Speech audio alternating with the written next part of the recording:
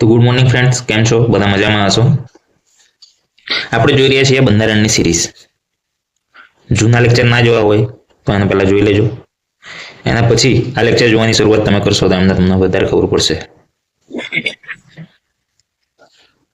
આજે આપણે જોવાના છીએ બંધારણના સ્ત્રોત. બંધારણના સ્ત્રોત એટલે શું ભાઈ?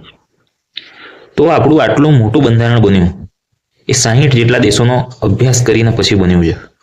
અને અલગ અલગ દેશમાંથી અલગ અલગ વસ્તુ લેવામાં આવી. ઇવન આપણે ત્યાં જ પહેલા એક 1935નો એક્ટ હતો, એમાંથી જ મોટે ભાગે બધું લઈ લેવામાં આવ્યું છે. તો એને આપણે થોડું થોડું સમજીએ. લેક્ચર પતે પછી આપણે ક્વેશ્ચન આન્સર સોલ્વ કરશું ને એમાં તમારે જાતે આન્સર આપવાનો છે.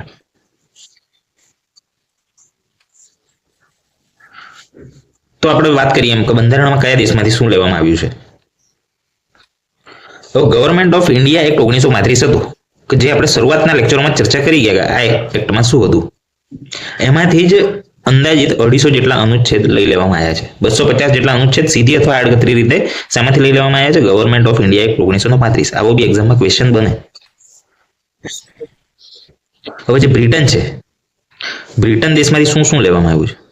તો સંસદ, નાગરિકતા અને રાષ્ટ્રપતિ. રાષ્ટ્રપતિનું જે પદ હોય એ કે આપણા દેશમાં ભાઈ એક રાષ્ટ્રપતિ હશે એવો મુદ્દો ક્યાંથી ઉચકી લાવ્યો? તો બ્રિટનથી ઉચકી લાવ્યો. યાદ રહી 3 વસ્તુ: સંસદ, નાગરિકતા અને રાષ્ટ્રપતિ. આ 3 મુદ્દા છે એ બ્રિટન દેશમાંથી લેવામાં આવેલા છે. ત્યારબાદ અમેરિકામાંથી આમુખ લેવામાં આવ્યું છે. પણ આમાં મોટાભાગે છોકરાઓ કન્ફ્યુઝ થાય છે. આમુખ પૂછો તો અમેરિકા, પણ આમુખની ભાષાની જો વાત આવો તો એમાં શું આવશે? ઓસ્ટ્રેલિયા. એટલે આમુખ અને આમુખની ભાષા એમાં કન્ફ્યુઝ નહીં થવાનું. આમુખ અમેરિકામાંથી લેવામાં આવ્યું છે. પછી ઉપરાષ્ટ્રપતિનો જે હોદ્દો છે એ પણ અમેરિકામાંથી લેવામાં આવ્યો છે. હાલમાં આપણા ઉપરાષ્ટ્રપતિ કોણ છે? સીપી રાધાકૃષ્ણનભાઈ. એમનું નામ આપણે યાદ રાખવું પડે, ક્યાંક ને ક્યાંક આપણને કામ આવે. પછી રાષ્ટ્રપતિનો મહાભિયોગ. હવે આપણે વાત થઈ હતી કે રાષ્ટ્રપતિ દ્વારા જો કોઈ બહુ મોટો કાંડ કે એમ તેમ કરવામાં આવે તો એમના સત્તા પરથી, હોદ્દા પરથી હટાવવાની જો પ્રક્રિયા કરવાની હોય તો એને જ કહેવામાં આવે છે રાષ્ટ્રપતિનો મહાભિયોગ. તો રાષ્ટ્રપતિનો મહાભિયોગ છે એ પણ ક્યાંથી લેવામાં આવ્યો છે? અમેરિકામાંથી. પણ રાષ્ટ્રપતિના પદની વાત કરતા એ ક્યાંથી કીધું હતું આપણે? બ્રિટનમાંથી. પછી સુપ્રીમ કોર્ટ રહેશે એવું પણ ક્યાંથી આપણે લીધું છે? અમેરિકામાંથી. પછી કટોકટી આવે, નાણાકીય કટોકટી, એ ક્યાંથી લેવામાં આવી છે? અમેરિકામાંથી. આપણે ઘરમાં ભાઈ પૈસાની એકદમ તંગી સર્જાઈ જાય તો આપણે એને કહીએ છીએ નાણાકીય કટોકટી. એ જ રીતે દેશમાં જો નાણાંની તંગી સર્જાઈ જાય તો એને કહેવાય છે નાણાકીય કટોકટી.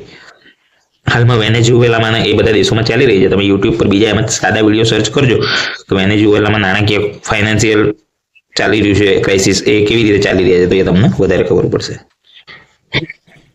અને જે મૂળભૂત ફરજો છે એ ક્યાંથી લેવામાં આવી છે? અમેરિકામાંથી. એટલે આટલી વસ્તુ આમાં આપણે યાદ રાખીએ: આમુખ, ઉપરાષ્ટ્રપતિ, રાષ્ટ્રપતિનો મહાભિયોગ, સુપ્રીમ કોર્ટ, નાણાકીય કટોકટી અને મૂળભૂત ફરજો. આટલી વસ્તુ આપણે ક્યાંથી લીધી છે?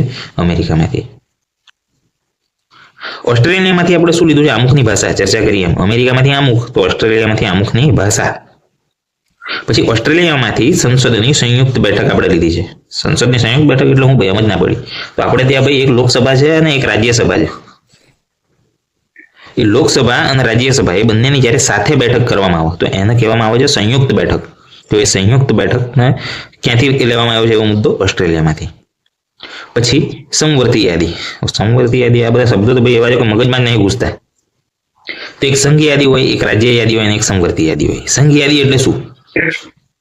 તો કેન્દ્ર સરકારના અમુક વિષય ફાળવ્યા હોય, જેમ કે આપણું ડિફેન્સ છે, બેન્કિંગ છે, રેલવે છે, એ બધા કેન્દ્ર સરકારના વિષયો છે.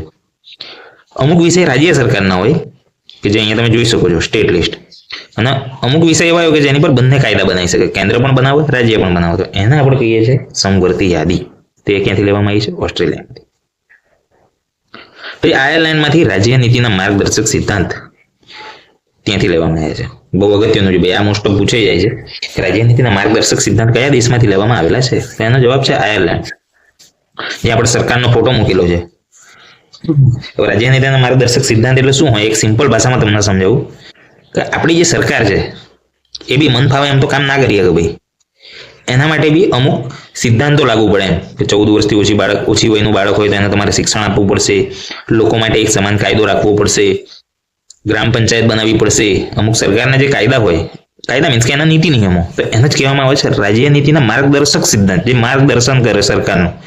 તો એ ક્યાંથી લેવામાં આવે છે? આયર્લેન્ડમાંથી. રશિયામાંથી મૂળભૂત ફરજો લેવામાં આવેલી છે. ઘણા લોકોને એમ બી બનતા મૂળભૂત ફરજો ભાઈ મૂળભૂત ક્યાં ફરવાના, તો રશિયામાંથી મૂળભૂત ફરજો લેવામાં આવેલી છે. તો મૂળભૂત અધિકારો ક્યાંથી લેવામાં આવ્યા હતા? અધિકાર અમેરિકા અને ફરજ રશિયા. આ રીતે યાદ રાખજો. જર્મનીમાંથી કટોકટી દરમિયાન મૂળભૂત અધિકારો સ્થગિત થઈ જાય એ વસ્તુ લીધી છે જર્મનીમાંથી.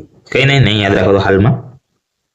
અને દક્ષિણ આફ્રિકામાં બંધારણમાં સુધારા કરવાની જોગવાઈ છે એવું ક્યાંથી લીધું છે? દક્ષિણ આફ્રિકામાંથી. બંધારણમાં સુધારાની જોગવાઈ મીન્સ કે હવે આપણો આખો કાયદો આખું બંધારણ તો બની ગયું, પણ બાય ચાન્સ હવે એની અંદર કોઈ સુધારો કરવાનો હોય તો, એની અંદર કોઈ એડિટિંગ કરવાનું હોય તો એના માટે બી ભાઈ આપણે એક અનુચ્છેદ બનાવ્યો, અનુચ્છેદ 368. મોસ્ટ ઇમ્પોર્ટન્ટ એમ અનુચ્છેદ 368 બનાવ્યો, જેમાં શું છે કે જેનો ઉપયોગ કર્યા પછી અનુચ્છેદ 368 થી બીજી કોઈ બી જગ્યાએ આપણે સુધાર કરી શકીએ. શામાં? બંધારણમાં. તો એ વસ્તુ આપણે ક્યાંથી લીધી? દક્ષિણ આફ્રિકાથી. અને ફ્રાન્સમાંથી સ્વતંત્રતા, સમાનતા અને બંધુતા લીધેલી છે. ફ્રાન્સમાંથી શું લીધું છે આપણે? સ્વતંત્રતા, સમાનતા અને બંધુતા. બસ હવે આપણે અમુક ક્વેશ્ચન સોલ્વ કરશું. ક્વેશ્ચન સોલ્વ કરતા કરતા તમને ભાઈ આપોઆપ આવડી જશે આ વસ્તુ. તો પહેલો ક્વેશ્ચન છે મૂળભૂત અધિકારો, ફંડામેન્ટલ રાઇટ્સ ભારતે કયા દેશમાંથી લીધા છે? અધિકારમાં આપણે યાદ રાખ્યું કે અધિકાર એટલે કે અમેરિકા. સિમ્પલ આન્સર છે. તો એની સામે કન્ફ્યુઝ કરે એવો ક્વેશ્ચન, મૂળભૂત ફરજોની આપણે જે વાત કરી, મૂળભૂત ફરજો ક્યાંથી લીધી છે? ફરજો રશિયા. ઠીક છે. બંધારણમાં સુધારાની પ્રક્રિયા કે જેનો પોતાનો અનુચ્છેદ 368 છે તે ભારતે કયા દેશમાંથી લીધી? દક્ષિણ આફ્રિકામાંથી. અને એકલ નાગરિકત્વ, નાગરિકતાની વાત આવે, નાગરિકતા ભારતે કયા દેશમાંથી લીધું છે? તો બ્રિટનમાંથી.